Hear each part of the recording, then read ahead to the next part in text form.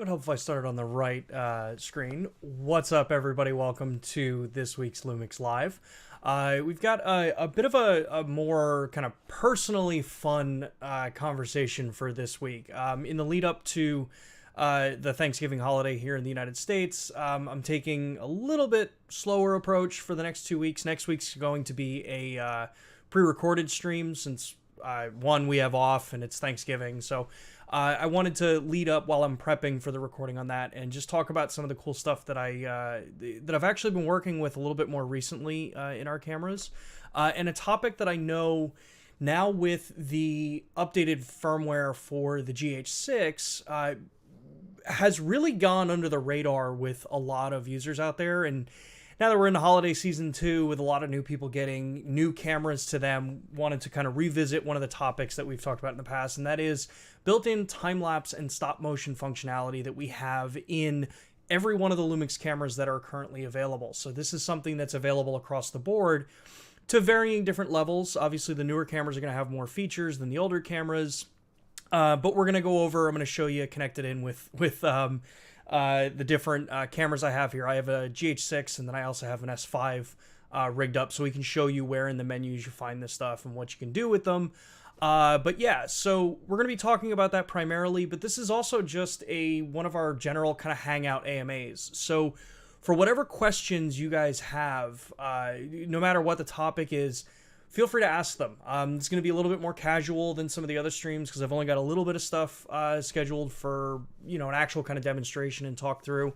The rest of this, I want to take the time and actually address questions that y'all might have. Doesn't necessarily have to be about time-lapse or stop motion. It can be about anything on the cameras. I've got everything here set up so I can show you and walk through some stuff too. So before we get to that, if you are new to these broadcasts, LUMIX Live is a weekly broadcast that we do every Thursday at 2 p.m. Eastern Time, where we take questions from all of you and demonstrate some cool features that we have in different cameras and talk about tech. And sometimes we have guests come on where we interview them, we chat with them. But yeah, these are streams dedicated for all of you so that you have a community that you can ask questions with, talk to, interact with, and get answers, not have to deal with speculation online. Alongside of that, like always every single week, I want to remind everybody about LUMIX Pro Services. We have LUMIX Pro Services Red and Platinum here in the United States. Red is the free tier. Platinum is a paid level service. Red, if you've purchased the LUMIX camera, it's free. Get yourself registered on it. If you're in the US, you can follow the QR code on the screen now or a link down in the description. If you want a little bit higher level of service and support on the back end of your purchase for a LUMIX camera, make sure to take a look at the Platinum series. That gets you all of the same benefits that the Red does, but you get 2-day repairs with next day shipping both ways. You get 20% off out of warranty repairs, so if something breaks, you know you're covered, and it's a little bit less out of pocket if something is broken on a camera. You also get annual sensor cleanings and firmware updates and all that kind of stuff to make sure your equipment is in top shape for the next season if you're a seasonal photographer or videographer. And then you also get membership hotlines if you're someone who prefers to speak to people on the phone instead of going through a chat service or an email service. You can use our hotline that's available for the Platinum members. That is available 9 to 5 East Coast time in the US, since that's where our center is located. And then, yeah, you also get a pretty cool little welcome gift. If you like the Peak Design ecosystem, you get a cool Peak Design slide strap that's set up with the LUMIX Pro Service logo on there too. So yeah, if you haven't already, take a look at those. If you've got a new camera, you're planning to get a new camera over the holiday season, make sure you take advantage of that LUMIX Pro Service Red tier. Get yourself protected on the equipment, and yeah, you're pretty much good to go from there. So let's see what kind of questions that we have come in so far. Chris says, how do I get rule of thirds grid out from a BS1H? So Chris, I was actually looking at this one in the lead up to the stream once you posted the question. So far from what I can tell, I don't believe the BS1H or the BGH1 will output rule of thirds over the HDMI or the SDI because, one, the camera wasn't really designed for that, and most monitors already have it. And I believe I did see a comment from you on one of the Facebook groups that if it is the same post, that you're using a Shinobi and the Shinobi doesn't have it. But it is something I'll dig into and see if there are any possibilities of that being something that could be added to that camera. The box cameras have gotten a lot of firmware updates, though a lot of updates are kind of like under the hood stuff. So I honestly don't know. But yeah, I can press on that one and see if it's something that could be doable. Typically, you would find it in any of our cameras that does have it available. It's going to be under the custom wrench and then display. That's usually where you can set that kind of stuff up with. But yeah, in my quick looking, I wasn't able to find it either. It might just be one of those things that, you know, in the original design purpose of those box cameras, it wasn't really something that was planned because of the ecosystem that those typically sit in. But yeah, that's probably not what you're looking for as an answer, but that's about what I got right now, and I will look into it for you. Pete says, good afternoon. Good afternoon, Pete. Let's see here. Nicholas, question from last live. What's the future of the G100 looking like? Mark II, maybe? Thinking of getting one and a 20mm f1.7 for travel, because of the EVF and pocketability.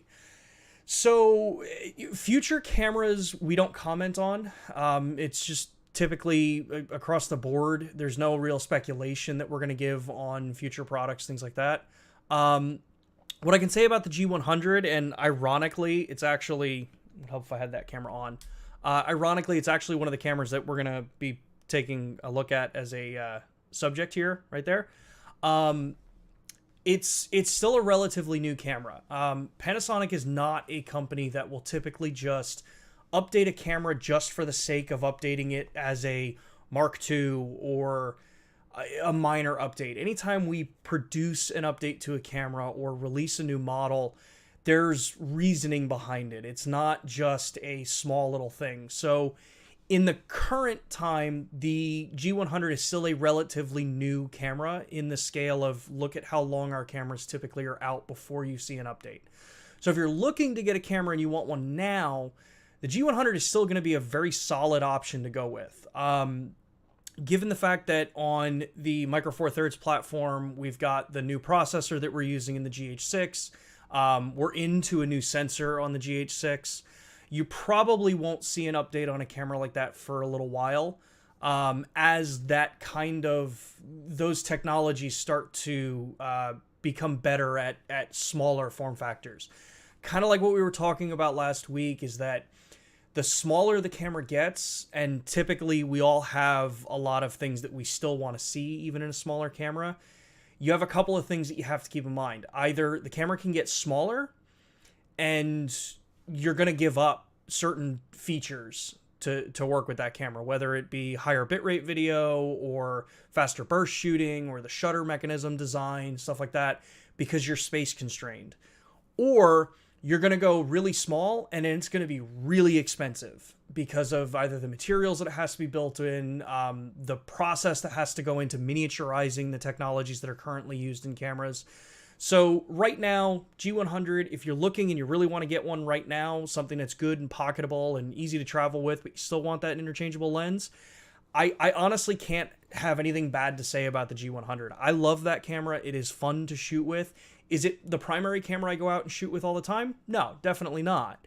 But it is a solid camera, and if you look at our history, like I said, the G7, we still sell the G7. It is still an incredibly high-selling camera, and that one's from like 2015.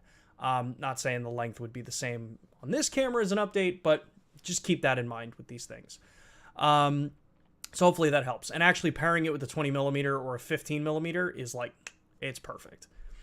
Rhett, hey, welcome back, Rhett. It says, is there any way the auto exposure tool in the new time-lapse modes will ever be able to factor in aperture or ISO? I find it odd that even the 10 to 25, which can transition smoothly, won't.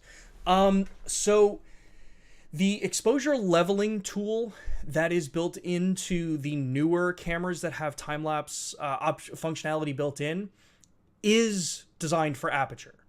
The thing is that you have to be an aperture priority for it. Is it aperture priority or shutter priority?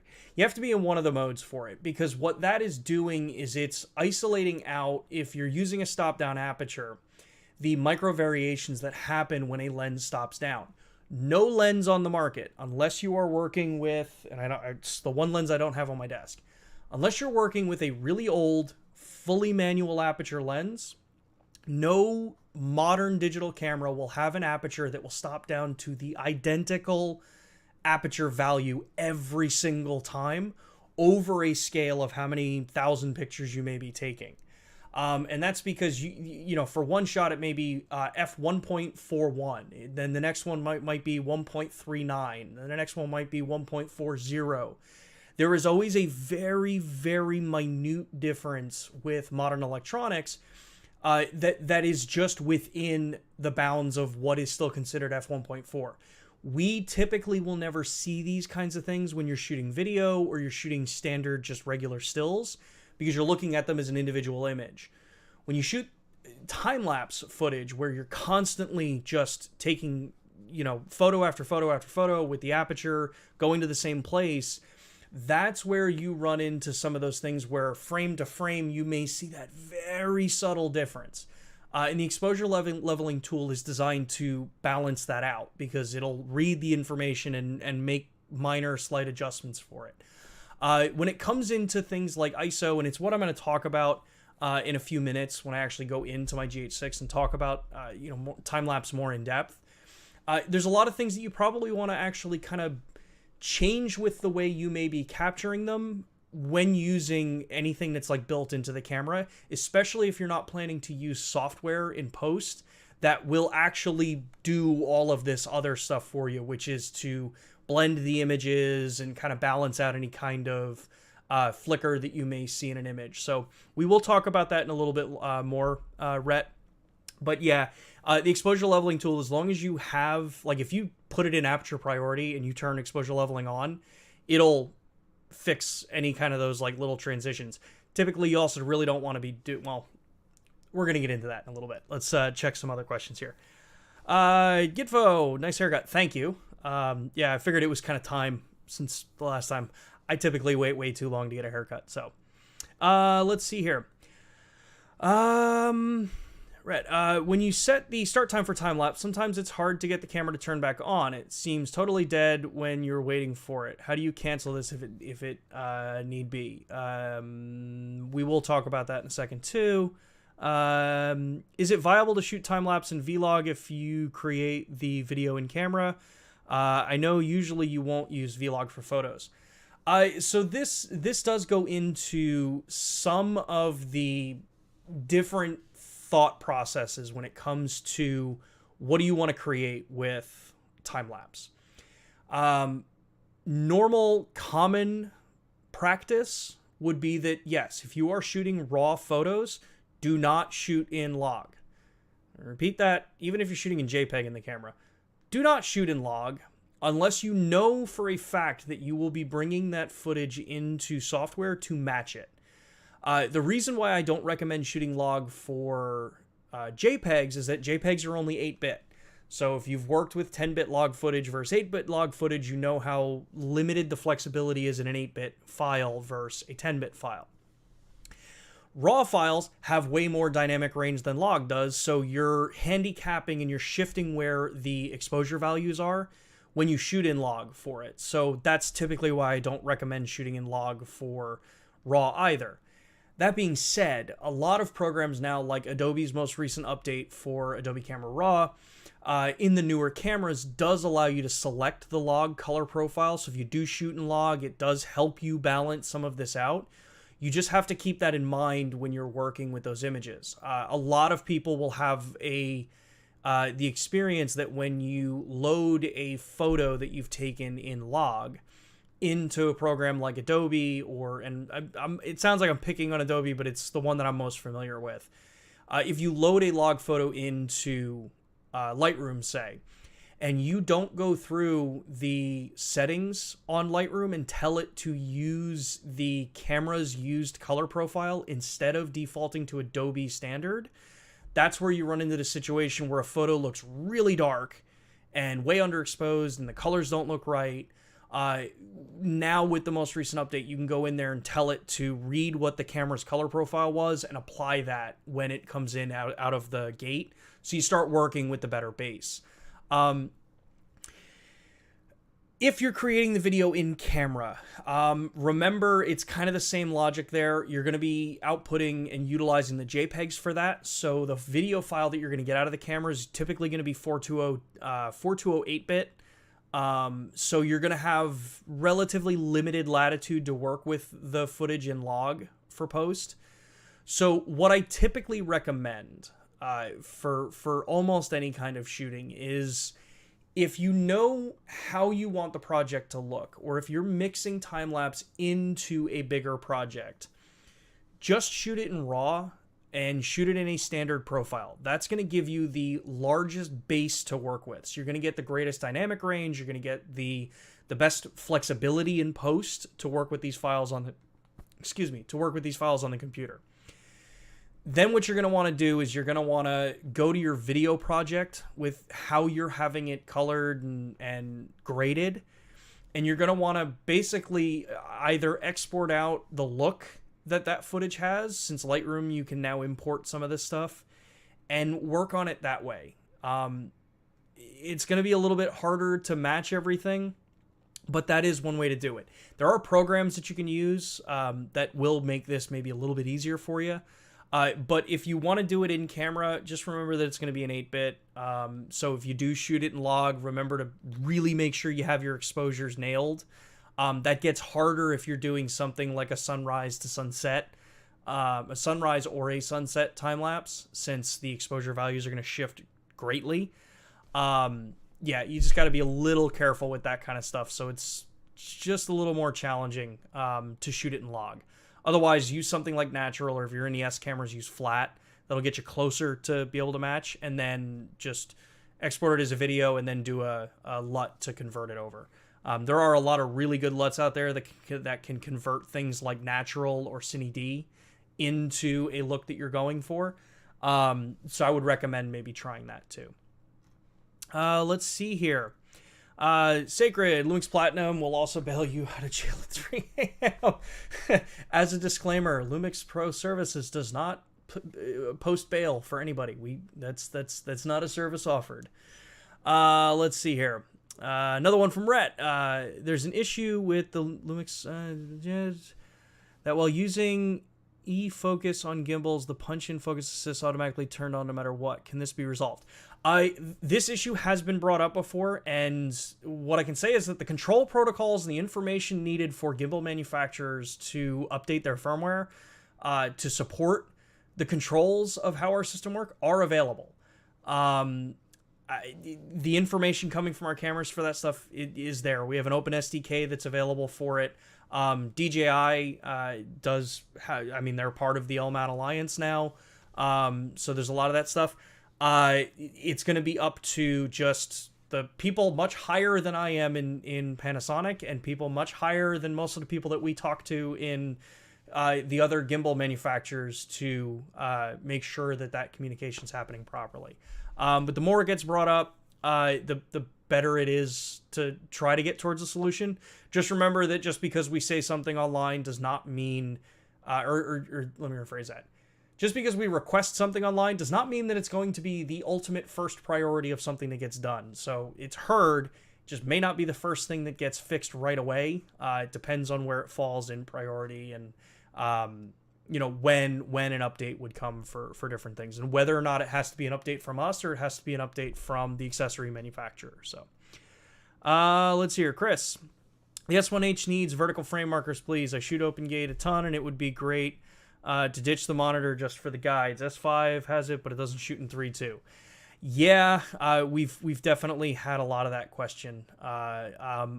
Unfortunately, I don't have an update for that one, but yeah, we can keep asking for it. Yeah. Jake says, is all eye recording an H.265 codec or an H.264 on LUMIX cameras? All intro will almost always be an H.264 codec for our cameras. You're going to see all eye. It's going to be 422 10-bit, and it'll be H.264 because that's what the vast majority of the editing world can easily manage for editing. 422 10-bit in HEVC is still a very hard thing to edit, unless you've got either like the newest MacBooks that I believe can do 422 10-bit HEVC, or possibly like the newest graphics cards out there for acceleration in software. So 422 10-bit HEVC is still not really there yet to the point where it's a not necessarily reliable, but a relatively efficient thing to work with in the editing side. So our cameras, it'll be H.264. When comparing the S1 and S1H with the Ninja 5, do you get 6K ProRes 422 recording option, or are you limited to 4K like the S5? If you're talking in... So, if you're talking in RAW, you get 5.9K from all of the cameras. 6K, if you're shooting on an S1H and you're shooting, say, open gate, which is the 6K mode, when you plug that into an external monitor, like a Ninja 5, that's going to be a 3:2 aspect ratio image contained within a 3840 by 2160 video file on the recorder. You're not getting 6K when you do that. It has to downsample that image to fit within the video spec time video transfer protocols there. So that will only be 4K. When you do ProRes RAW, so you send RAW signal out over HDMI, that's where you can get 5.9K from all three of those cameras. And that'll be ProRes RAW, so it's going to be better than 422 10-bit. It's actually a 12-bit video file, or 12-bit data stream that goes to the recorder. Chris says, on GH5S, with open gate in mind, what lens would you recommend for indoor run-and-gun shooting for reels? Maybe a 20-60 lens type lens that could be fast, or is a speed booster a better option?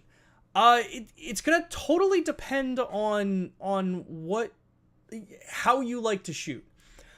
With open gate shooting in general, I tend to way much closer to the wide angle side. So if I'm on full frame, I typically am using like a 16-35. Even the 20-60 for the S5, that's usually something I'll go with.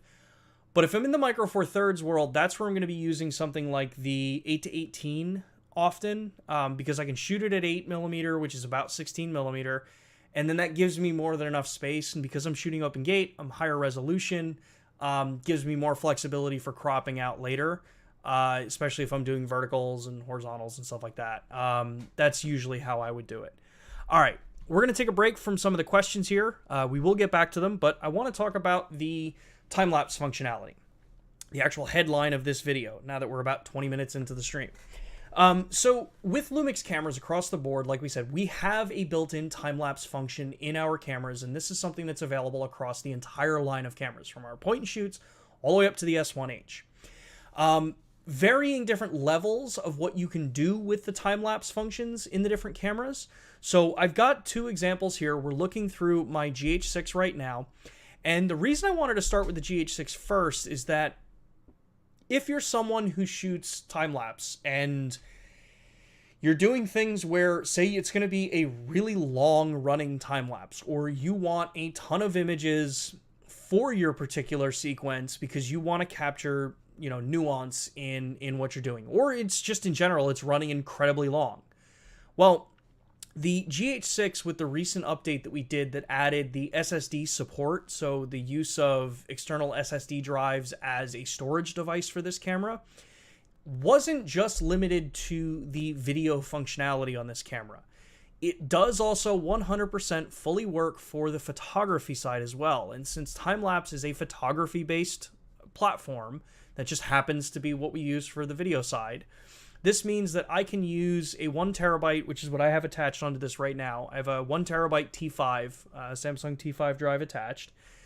I can use this and basically max out my time-lapse functionality. So right now on the camera, on the mode dial, you're just going to change it to, actually, I think I can do it this way. Yeah. So what I'm going to do on the mode dial here is I'm just going to change this down to the time-lapse mode, and it's in a cage, so it's a little hard to see, but I've got the little time-lapse icon here, which is going to be right below the mode dial for timer. So I'm going to change this into the time-lapse mode, and then we're going to change back to the camera here, and you'll see that on the screen, it's a little tough to see it there, but I'll do it again. On the screen, you get the information that's down below me. So it'll say start time, image count, shoot interval, and then it'll tell you the time that the camera's got right now. So once you put the camera in this mode, all you're going to do is press the menu button. That's going to bring you right into the time-lapse animation section in the menu. Once you go into this is where I can set all of the settings. And what I mentioned before about maximizing out how much I can do in time-lapse, that's into the image count side. For any individual time-lapse on the LUMIX cameras, you can do up to 9,999 images for that particular time-lapse. So for that particular group of photos. Now, something to remember is that when every time you go over 1,000 images in a folder on a card or on a SSD in this case, it will create a new folder in there, and they'll be sequential through. This is actually just a limitation of the DCIM file structure for it. So you'll always end up, for every 1,000 photos, or once you hit the 1,000 mark, so 999 and then go into 1,000, that'll be the trigger for a new folder to create. So no matter what, in post, you would just pull all those images out and they'll be sequenced properly. But I can go into image count here, and you can see I can select up to 9,999 images, and then I can set my interval. Now, something new on the GH6 is that I can also press the display button, as you can see here, and it's called Setting Assist. When I come into this lets me go in and say, well, what project frame rate am I working in? So let's say I'm working on a 24p project, so 24 frames per second. How long do I want my video to be? Let's say I want my video to be 10 minutes long. And then how long is the duration that I'm going to be shooting this project for? So say I'm going to be shooting this project for 24 hours. I want an entire day's time lapse, so 24 hours worth. Right now you'll see at 24 frames per second, at a 10-minute long video, in 24 hours, it's now telling me that it's going to be over 9,999. So that might not work. Let's say the video time length is going to be 5 minutes. There we go. Now, in a 24-hour period, I'm going to condense 24 hours down into 5 minutes, and it's going to be on a 24p timeline. This tells me that I need to shoot 7,200 images with a 12-second interval, and that's going to give me the recommended settings. Well, what's cool with this on the new camera is that I can just press display, reflect settings above, select yes, and that punches that information in right there. So I don't have to remember this, and I don't have to use a third-party app or something to go through and say, okay, well, what's the math to figure this out, my project and whatever. But with the SSD recording on this camera, since I've got a terabyte of storage here, I can shoot RAW and JPEG images, so RAW plus JPEG, and know that I'm not going to have to worry about that 7,200 image count, so I'm not having to go out there and buy really expensive 1 terabyte SD cards. I can do this with the SSD, which is going to be way more cost effective, and once I'm done shooting with it, power the camera off, just take the SSD out, plug it onto the computer, and it shows up as a media drive. So now I can actually take these files, work on really fast media, and be able to actually just, kind of hammer out a time lapse on the computer if I'm doing, the kind of heavier editing side of it. But aside from that, there's a couple of the other options here. You've got shooting interval settings. So this is on or set off. What this means is that when this is on, after your first interval setting is done, it will stop recording, and then it will ask you, do you want to create a video out of this time lapse? If you set this setting to off, once the first session of images is done, it will immediately start a new session of images. So it will just continuously run. This can be good if you want to break out like that 7,000 shot max that we just looked at. If I wanted to break that out into, say, smaller sequences of, say, 2,000 images, do 2,000, 2,000, 2,000, because, say, I'm just paranoid about making sure that I capture at least some of this, I could easily do that. Or if I just know that after this period, I just want to start another one and I want to have that sequence set, there you go. You can set it up that way as well. So typically for most of us, we're going to end up leaving this as on so that it just does the one. When it's over, you get the prompt to create a video. You You can say yes or no at that point, and then you're good to go. Move on from there. Then there's start time, and this is something that Rhett was bringing up before. So start time allows you to either set it up so that it'll start doing the time lapse when you click the shutter button right away, which is now. So the second you click the shutter, it starts. You now also have on the GH6 the option to do after 2 seconds. So it will click the shutter, wait 2 seconds, and then it will start the time lapse. And then there's also start time set.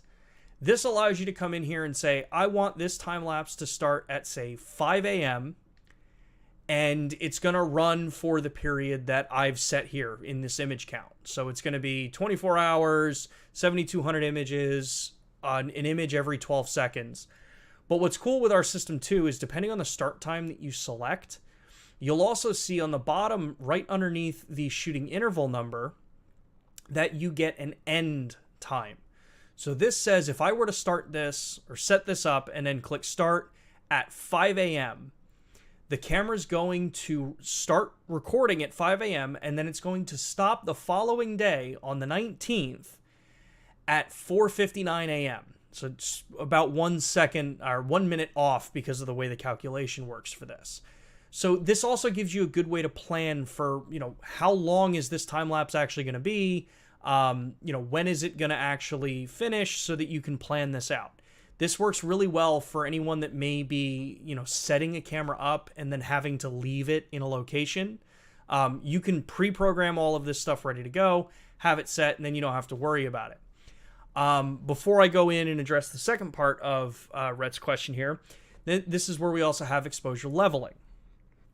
So exposure leveling is what allows me to come in here and tell the camera to subtly adjust the exposure, whether it's through the aperture, which is going to be using a combination of the different exposure values to balance everything out, or leave it off. If you leave it on, this is going to help mitigate those issues where you get flickering or major flickering in an image. In order to be truly perfect with this stuff, you're still going to probably want to use some sort of software, like I think it's LR Timelapse is one that I've used in the past, that will actually analyze all of the photos once you put it in the software, and then it will balance the images out and give you the proper export for how the time-lapse should look with blooming effects and all that kind of stuff. But this is a good way to do it in camera if you want to be able to shoot it, export it out as a video in the camera, and minimize how much time you need in post. This really becomes visible in changing light scenarios. If you've got the camera set up in anything other than like manual exposure, you're going to run the risk of a single frame either being overexposed or underexposed compared to the one prior to it based on how the camera's meter is reading the scene that you're working with. That's usually what the cause is for a lot of this stuff. Exposure leveling helps with this. We never claim that it's going to be perfect, but it does majorly help with this. What I typically recommend is set an ISO, set an aperture, set a shutter speed. Set the things that you want it to do. If you want any variability in it, set your ISO as the variable for the exposure. Set an upper and lower range for it. If you're doing a day to night or a night to day time lapse, and that's going to help you mitigate the blooming effect in there. But ultimately, if you want the highest quality results, you're still going to want to go into a post software with the files and actually do a higher level of leveling for the exposure for it with software. The last thing that you'll see in the newer cameras like the GH6 is you also have create new folder at rec. So if you use your camera for multiple things, which a lot of us do, and you want to be capturing a time lapse, there are times where you just want to, go from shooting one thing, start doing a time lapse, and maybe you're not really wanting to necessarily change cards out or make sure you have a dedicated drive for the time lapse videos. You now have the option to come in here and create new folder, and you can also have it reset the numbers at the start of this. This becomes a really big help compared to the way the earlier cameras did this, in that the earlier cameras, even as recent as the S5, if you started doing a time lapse and you had already had, say, half of the 101 underscore Pana folder already created and started to be filled with images, the time-lapse sequence will start as the next image. So it'll start in the same folder with the next number. By going in and changing that option in the menu to say create new folder and start new number, this makes the organization side in post a lot easier.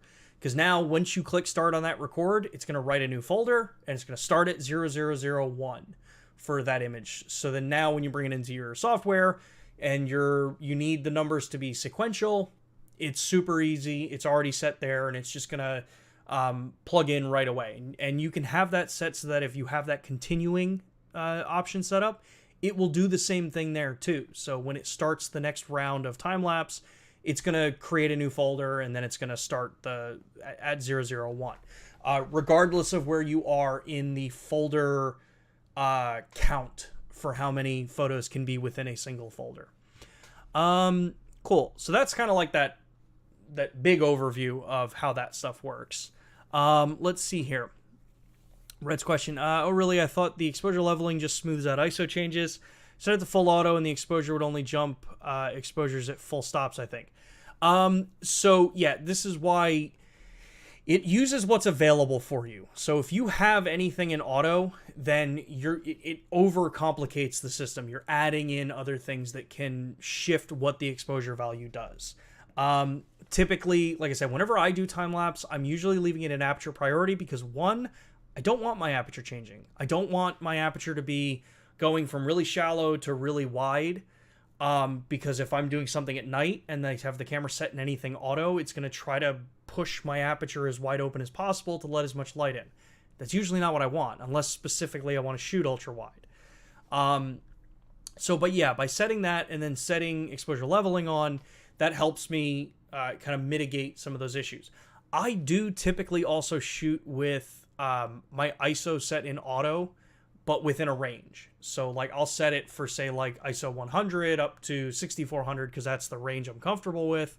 And then I just let the system go and leave exposure leveling on. I also make sure that my cameras are always in 1/3 of a stop increment for ISO values. So that's also maybe something to take a look at. But I can also take a look in there and see if there is potentially any kind of situation where it's jumping at full EVs, but it shouldn't be because ISO can be smoothly ramped through the range in 3rd stop increments. Let's see here. Ulrich says, when I set VFR to 1 FPS, I can't go above 45-degree angle, and at 2 FPS, it's not above 90. Any explanation? Looks more like technical limitation than a bug to me. Yes, so those are technical limitations.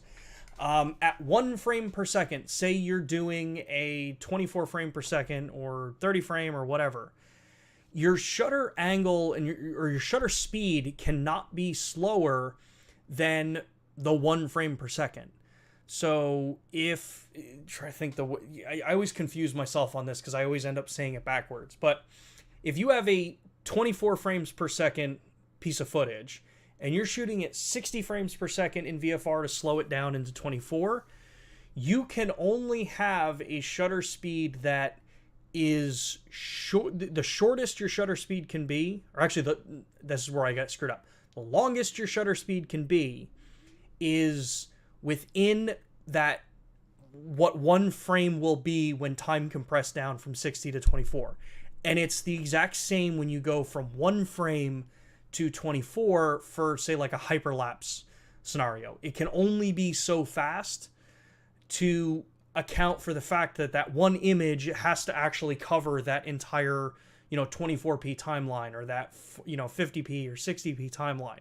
So it is a limitation that's technical. It's not a bug. That is an actual just physical limitation, because otherwise you start to get frames where the image bleeds through, or it ends up being so short that 1 frame is now like half of actually what 1 frame would be lengthwise. So it gets all screwy. So you can get by that kind of stuff when you do it on a computer, because you've got tools that are way more powerful at interpreting the footage. But yeah, in cameras at 1 FPS, when you go to select your shutter speeds, you will notice that there are some shutter speed limitations or angle limitations based on the frame rate that you're choosing. Chris says, I mentioned the GH5S because I have it and it has vertical frame markers on the S1 or S1H. Can I make custom guides or fake a vertical guide? The closest you can do on the S1 and the S1H is in custom guides. You can get a vertical guide and move it, but it's only one. You don't get two on that camera. I know it's not ideal, but yeah, that's kind of just all the newer cameras. That's where the kind of shift has happened as well after the S1 and S1R and S1H came out. So let's see here. Klaus. Maybe not for this theme, but constant preview. In the S5, I can take different setups. With my S1R, it's not possible, right? Why? Truthfully, it's just because the S5 is newer. And as we evolved the cameras and evolved the software with them, the S5 got the updated version of that. The S1R, I don't know if the S1R would ever get that. I'm gonna lean on probably not. Just because of the age of the camera at this point. But yeah, the S5 you can do, you can do constant preview and change which style of constant preview you want to work with. Yeah, this is kind of how it is right now. Let's see here, LUMIX Cameras. So if I have it in shutter speed priority, aperture and ISO will be in auto and will be leveled then. Yes, however, it's a lot of complexity there. So if you are setting it in shutter priority and letting aperture and ISO both be controlled, you're adding a lot of auto complexities to this. My basic rule of thumb for if you're going to use anything auto on a camera, limit it to one function. So in your case, Rhett, if you want to be in shutter priority for time-lapse, and that's the primary that you want to do because that's what your focus is, you want that very specific, shutter speed look, make sure that you are selecting an aperture and just leaving that aperture and let ISO be the auto. Or select an ISO value and let aperture be the number. That can be where you're getting some of those problems of where it's jumping big values because there has to be those three pieces of the exposure triangle. So you have to have shutter speed, aperture, and priority, and they all have to mesh together. So as you're going through this, the shutter speed may look and say, okay, shutter speed is saying that I need f4 and I need ISO 1600. But then the next shot, because there may be a really bright point of light or a street light goes out or something changes in the image that the overall exposure value for the image is different. When you have aperture and aperture and ISO both able to change, the camera's going to take full advantage of that. And it may not be the way you like it because it may stop the aperture down and it may shift the ISO so drastically that that's where your flicker comes from. So biggest recommendation for this, if you're going to be shooting in shutter priority, set an aperture value and leave that aperture value and just make that a constant with your shutter speed. And let your ISO be the variant that changes. The less you leave into auto, the less chance you have of anything kind of fluttering out of what would be normal. Let's see here. Where were we? Noxstrom. Is any update to get BGH2? Nothing that I'm aware of. So... Sacred City, New York's smiling face. Addie, I think it's Addie. Hey Sean, tomorrow I should get my S5. Can't wait. I love LUMIX cameras. Is there some imminent firmware upgrade for them? You're great. Well, thank you for the compliment. There isn't any firmware update that's like imminent for the cameras. So whatever you've got, like what's available right now, which we have on. Ironically, I actually pulled up the page before the stream started because, yeah, like we said, a lot of people are getting cameras this time of year. So, let's see here. It'd help if I could spell the word firmware.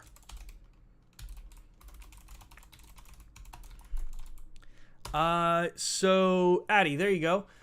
If you look at that link that I just dropped in the chat, that's where all of our firmware is held.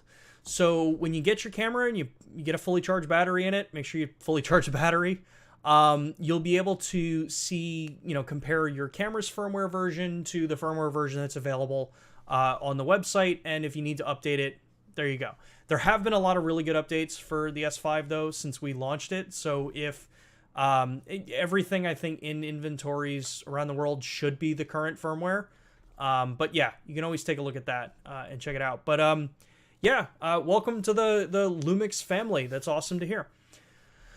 Chris says, why use time-lapse mode over recording in normal 24p and speeding it up speeding up the video in post? This is actually a good question. So time-lapse mode versus shooting video and then converting it or speeding up and slowing down, they're going to give you two very distinct different looks. So with video, if you're shooting in 24 frames per second, you're typically going to be shooting at about a 50th of a second shutter speed or a 48th of a second shutter speed if you're using actual true shutter angle. That means that your motion cadence is going to look very specific for 24p video. Well, with time-lapse, the big thing with shooting in time-lapse is that you get to throw the motion cadence rules out the window with this. You can either give it an ultra staccato look, so you can be doing a 24p time-lapse that the video output would be in 24 frames, but you can have it set where for every, for the 24 frames per second, every second of footage can be, say, an hour of time, or it can be, say, 24 minutes of time. So it's one image every minute. But your shutter speed can be anything from, say, a second long exposure, depending on what your interval time is. You can go to, say, a second long exposure. Heck, you could do 30-second long exposure. And then go all the way as fast as 8,000th of a second if you wanted. This lets you really play around with what the motion looks like for all of those individual frames that are in the video in ways that you cannot mimic it if you shoot it as video and then speed up or slow down that footage. The catch is that it takes a lot more work to do it because it's a lot longer of a process, and you wouldn't really do this for anything that you're going to be shooting in like normal time. You would match this in with something. So a really good example would be, look at like the opening sequence for the early seasons of like House of Cards. They did the reflection pool, and it was a beautifully shot time lapse where you get the cars moving through the street lights and the light trails and everything and the water moving. You just can't do that kind of look when you shoot it as video and then try to speed up or slow down in post. It just doesn't work because that's not how those images were captured. So that's why people typically will do time-lapse for it. It's not saying it's an end-all, like the best way to shoot. It's another tool you have for differentiating some of that footage there. Let's see here. If I didn't do an MP4 file time-lapse the camera after shooting and want to redo the MP4 after, is it possible? Very good question. So we're looking at my my GH6 here. I'm just going to quickly set this to do a time-lapse, and it would help if I actually set the shutter speed to be correct. That was a really long shutter speed interval here. So let's do this here. Let's do time-lapse. We're going to do Q to end this because I forgot that I set this. Oh, perfect point here. Rhett, you had mentioned earlier about, hey, if you set a time period and you want to turn that off because the camera, say it just doesn't want to work, or you accidentally set a future time for that image.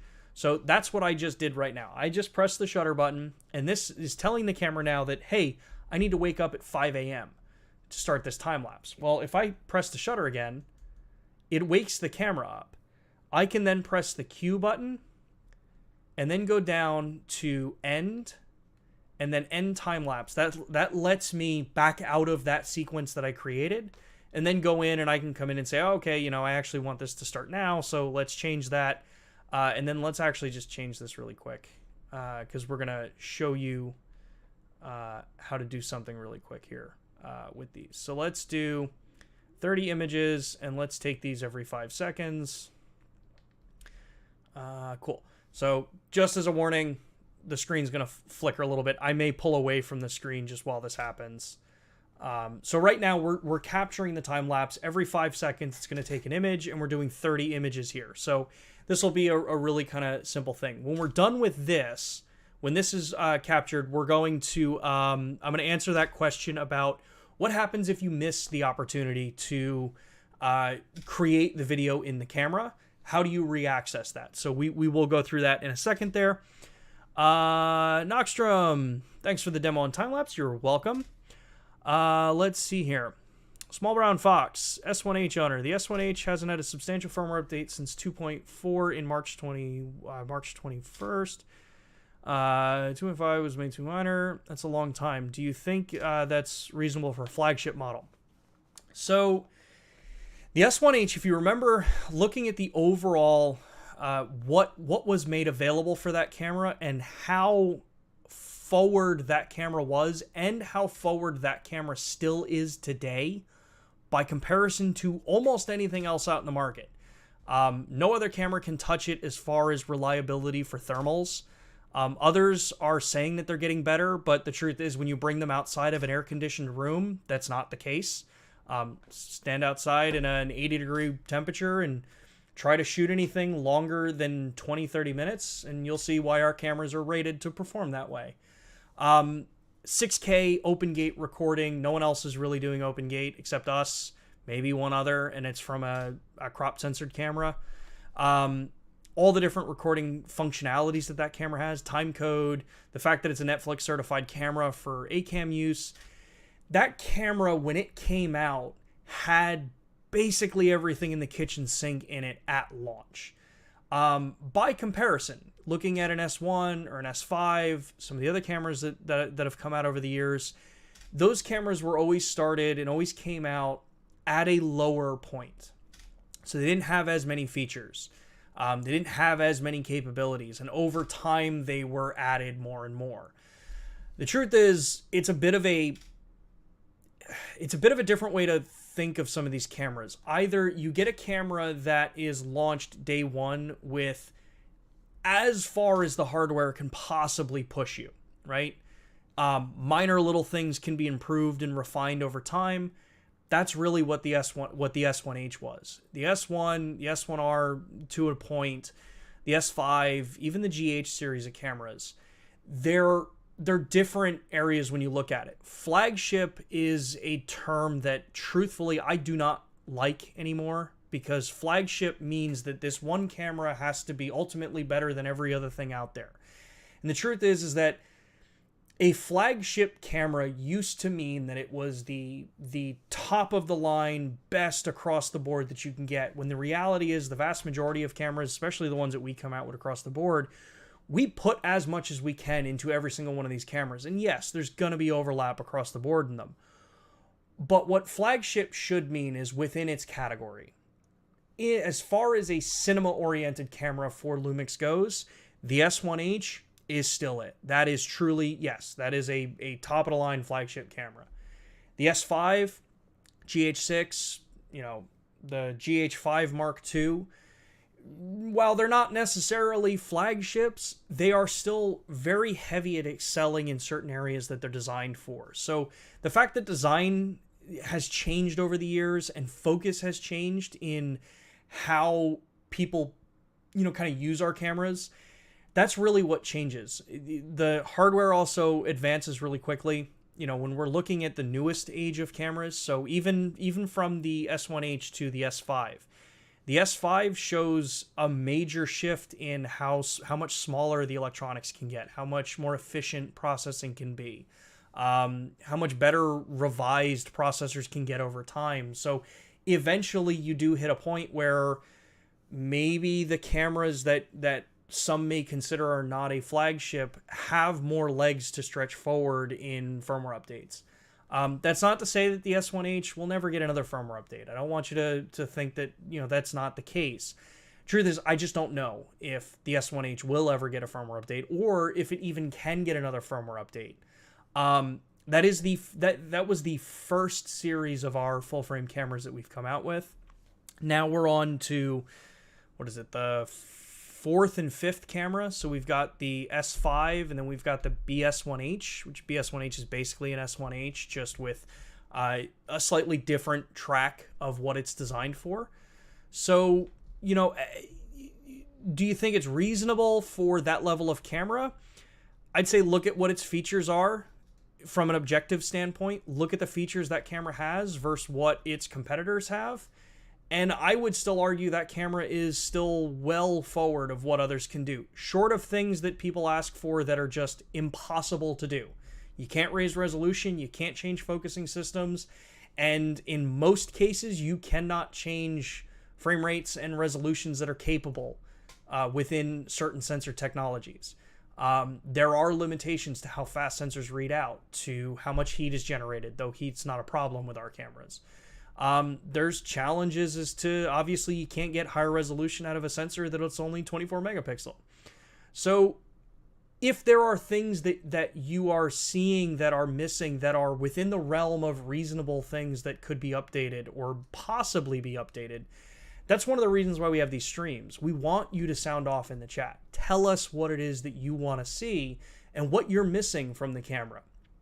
If it's something that's doable, if it's something that's within the scope of the lifespan of a camera that you're asking it for, our engineers take that and they look at it and they determine whether or not it's something that's possible with the hardware that's installed in the camera, and then they move on from there, whether it means that it's deployed or it's something that's unfortunately not possible.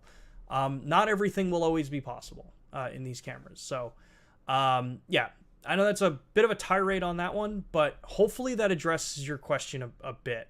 Yeah, moral of the story, technology moves forward, and sometimes we're not always the happiest with it because the newer camera can do more. Yeah. I'm just going to call you MW. My GH5 HDMI is faulty, not working. I'm in Kenya, and I got a repair shop in California called LA Camera Repair. Is it a legit repair shop? I don't want to lose my camera. No. Panasonic Lumix in the US only has our service center in Florida. That is the authorized repair service center. So if you want to have your camera repaired, by us, it's got to go to our Florida location. If you look up Panasonic support and service, I'll see if I can find the link for you. And that's where the US team would be. We do service US cameras, so it has to be a camera purchased in the US. And there are some restrictions with shipping out of the US for services there.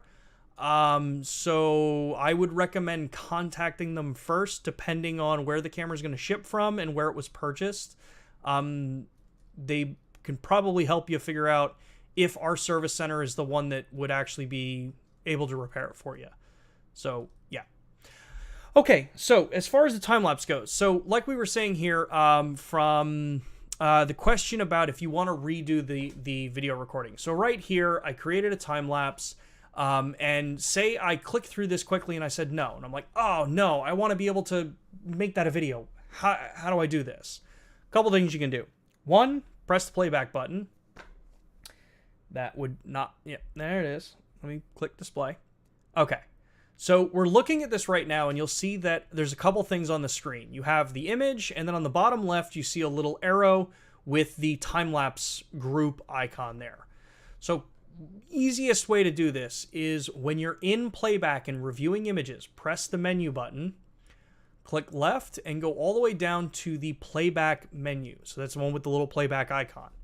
From here, you're going to go into the process image option here, and you'll see this is where you have raw processing, so you can process your raw files in camera and output a JPEG, time-lapse video, and stop-motion video. So here, I'm just going to click time-lapse video. It's going to look through the card and say, okay, this is flagged as a time-lapse group of images. Click the set button. Then this is where I can come in and say, okay, well, which setup do I want here?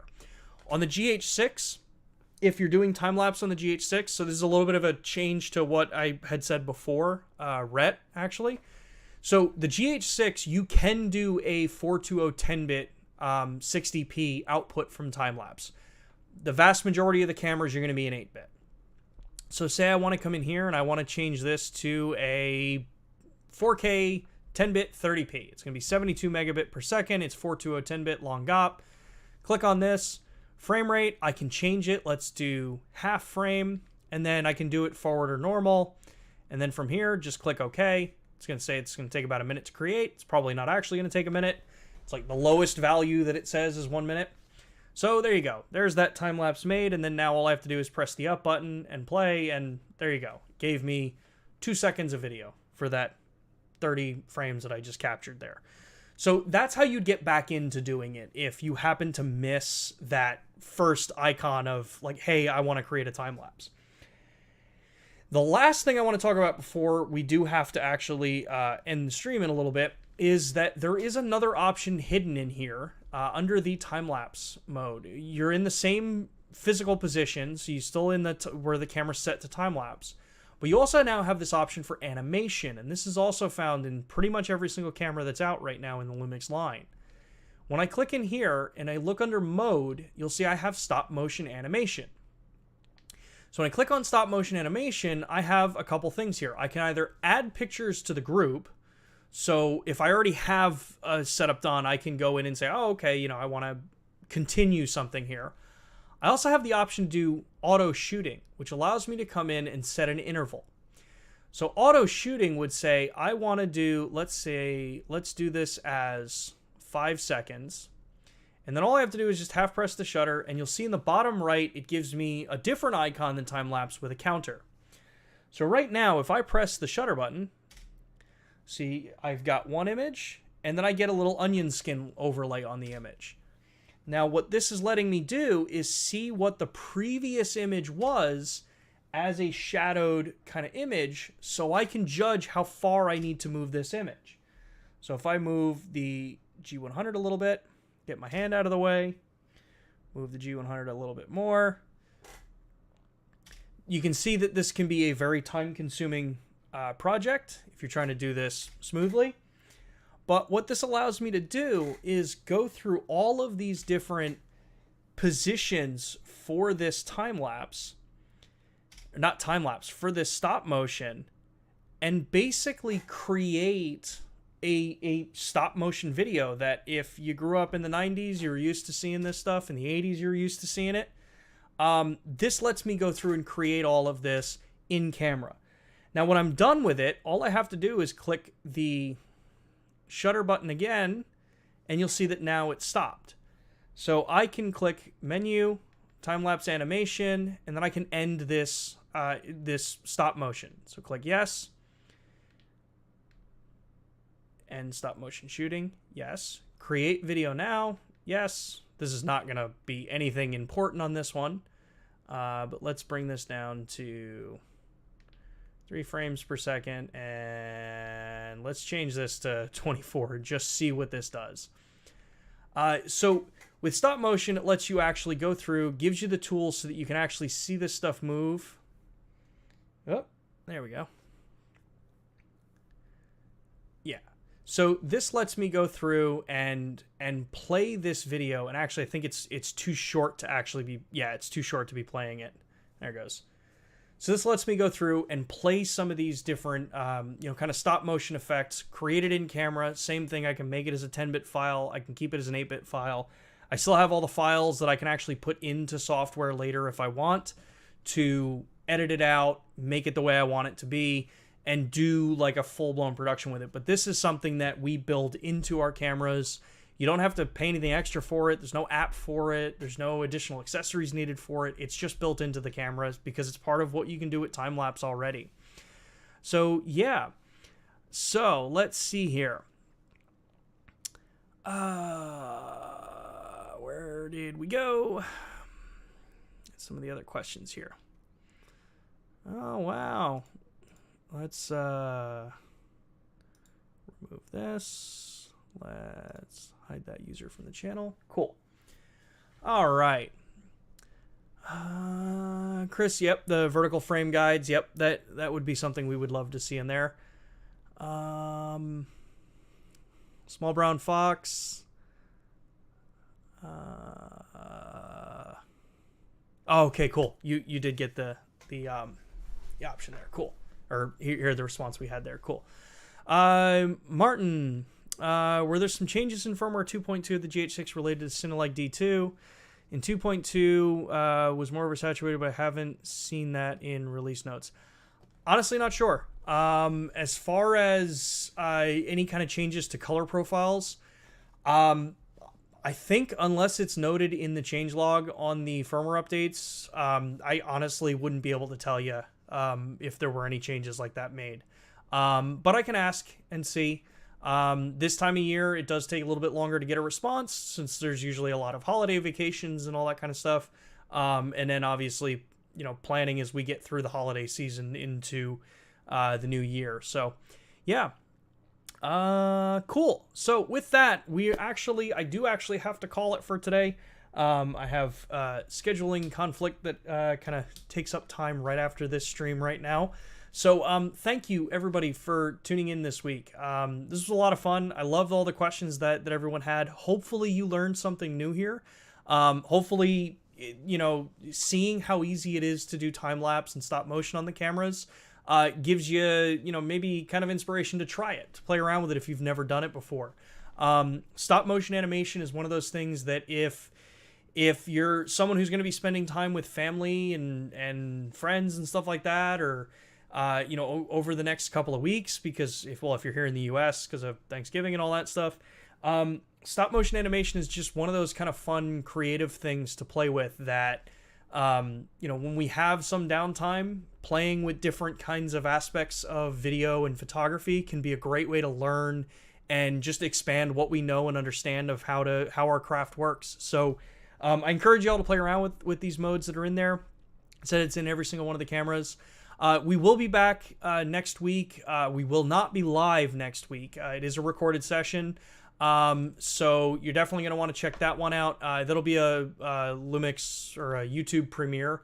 So it'll be on the regular thing. As soon as that video is ready, it'll be up and set for premiere next week.